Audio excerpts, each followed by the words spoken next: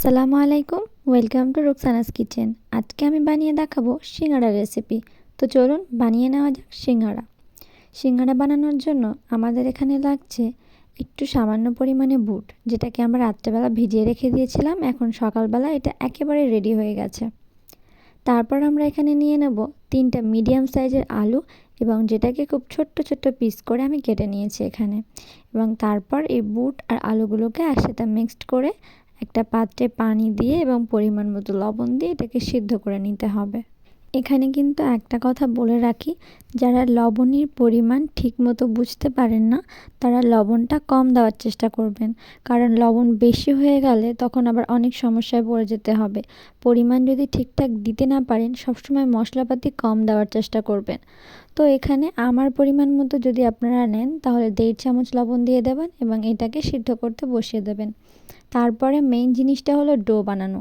তো আমরা এখানে ডো বানিয়ে নেব। তার জন্য আমার কাছে কোনো মেজারমেন্ট কাপ ছিল না, আমার কাছে বাটি ছিল। আমি এই বাটি অনুযায়ী 3 বাটি ময়দা নিয়ে নিয়েছি।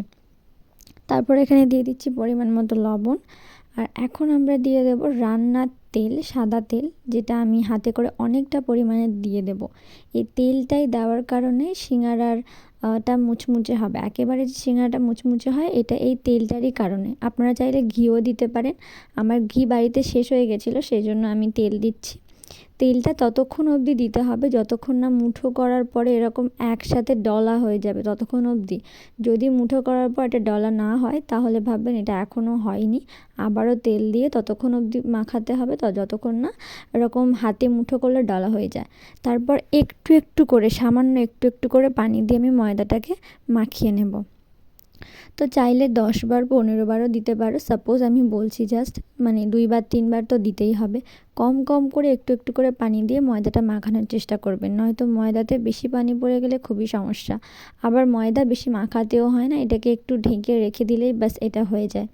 তো আমি এখানে প্রায় 4 বার মতো পানি দিয়ে হালকা হালকা আমার হাতে করে ভালোভাবে আমি এটাকে মেখে নিচ্ছি। তো দেখো আমি কিভাবে মেখে নিচ্ছি, ঠিক এভাবে যদি তোমরা মাখো আর তেলের পরিমাণটা এভাবে যদি দাও, ওই যে মুঠো হাওয়া উঠবি যে একটা ভাব চলে আসছে, ওটাকে যদি ফলো করে তবে কিন্তু সিঙ্গাড়াটা একেবারে মুচমুচে হবে। সিঙ্গাড়া যদি মুচমুচে চাও তাহলে আমার এই ভিডিওটা পুরো দেখতে হবে আর প্রত্যেকটা টিপসকে ফলো করতে হবে। তো এটা আমাদের একেবারে মাখা হয়ে গেছে। বেশি মাখার কোনো দরকার নেই। এটাকে একটা সুতির কাপড়, ভিজে সুতির কাপড় দিয়ে জাস্ট 5 থেকে 10 মিনিট রেখে দিলে এটা এমনি হয়ে যাবে, বেশি মাখাতে হবে না। তো এটাকে আমি এখানে রেখে দিলাম। এখানে দেখো আমাদের যে বুট আর আলুটা দেওয়া ছিল সেটা সিদ্ধ হয়ে এসেছে। আমি একটু দেখে নিচ্ছি, সিদ্ধ হয়ে এসেছে। সিদ্ধ হওয়ার পর এটাকে পানি ঝরিয়ে নিয়েছি। এখন আমাদের এখানে লাগবে একটা পেঁয়াজ কুচি আর সামান্য একটু রসুন কুচি। আপনারা চাইলে আদা কুচিও দিতে পারেন, বাট আমি এটা পছন্দ করি না, সেই জন্য আমি এটা স্কিপ করেছি। আপনারা চাইলে দিতে পারেন। তো তেলে একটা প্যানে পেঁয়াজ আর রসুনটাকে আমি ভালোভাবে ভেজে নেব। দেখুন পেঁয়াজটা দিয়ে দিয়েছি, রসুনটা দিয়ে দিয়েছি, আর মিডিয়াম আঁচে খুব ভালোভাবে এটাকে আমি ভেজে নিচ্ছি।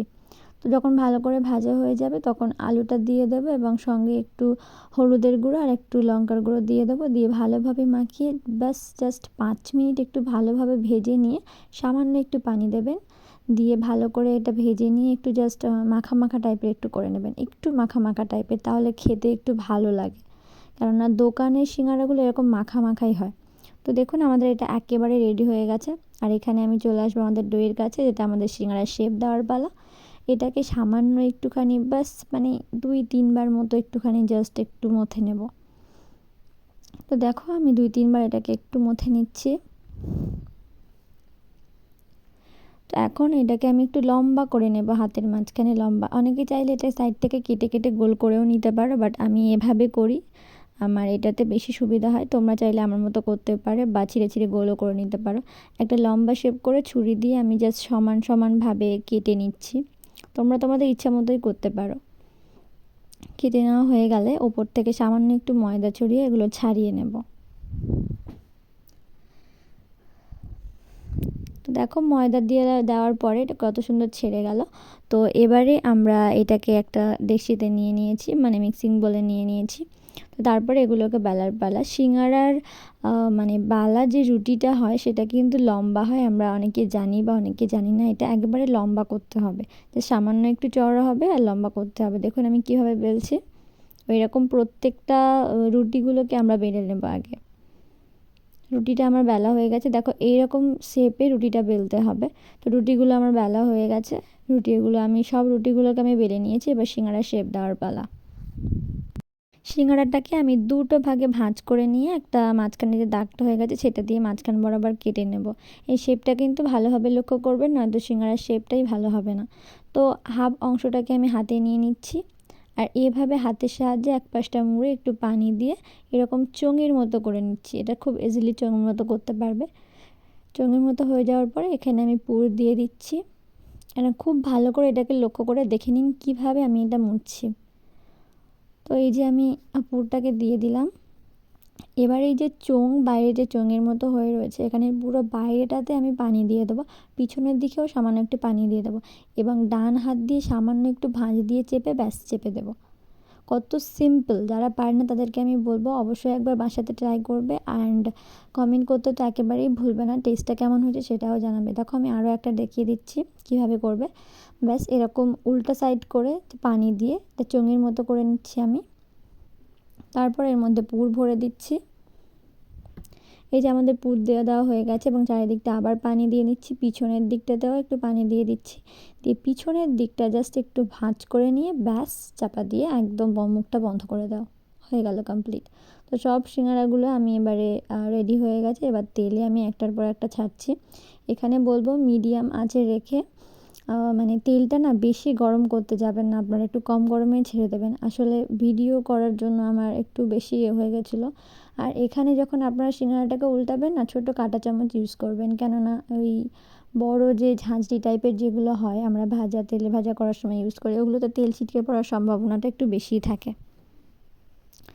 তো আমাদের সিঙ্গাড়াটা দেখো কতটা সুন্দর হয়ে গেছে, অ্যান্ড আমি গ্যারান্টি দিয়ে বলতে পারি আমার প্রত্যেকটা টিপস ফলো করে যদি তোমরা এই সিঙ্গাড়াটা বানাও অবশ্যই মুচমুচে হবে। যদি তেলের পরিমাণটা বা পুরের সব স্বাদটা তোমরা ঠিক রাখতে পারো, তবে 100% গ্যারান্টি সিঙ্গাড়া ভালো হবে। তো আমাদের সিঙ্গাড়া রেডি হয়ে গেল। ভিডিওটা ভালো লেগে থাকলে লাইক, কমেন্ট অ্যান্ড সাবস্ক্রাইব করতে একেবারেই ভুলবেন না।